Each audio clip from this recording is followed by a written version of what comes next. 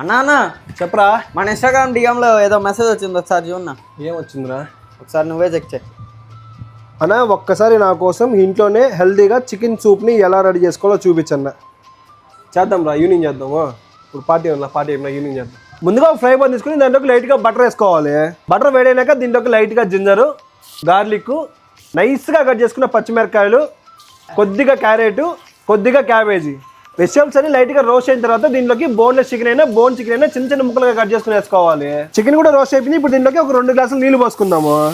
ఇప్పుడు దీంట్లోకి తగినంత salt, black pepper powder, white pepper, ఒక మూత వినిగరు, 1 స్పూన్ సోయా సాసు, కొద్దిగా కొత్తిమీర వేసుకొని 2 నిమిషాలు ఉడికిన తర్వాత ఒకసారి టేస్ట్ చూసుకోవాలి.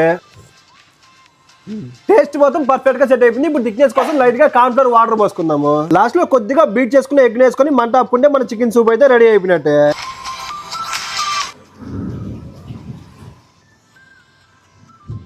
దీని టేస్ట్ అయితే మాత్రం నిజంగా చాలా చాలా చాలా చాలా బాగుంది. అసలు మర్చిపోకుండా సేమ్ ఇలానే మీ ఇంట్లో కూడా ట్రై చేయబ్రో, అదిరిపోతుంది.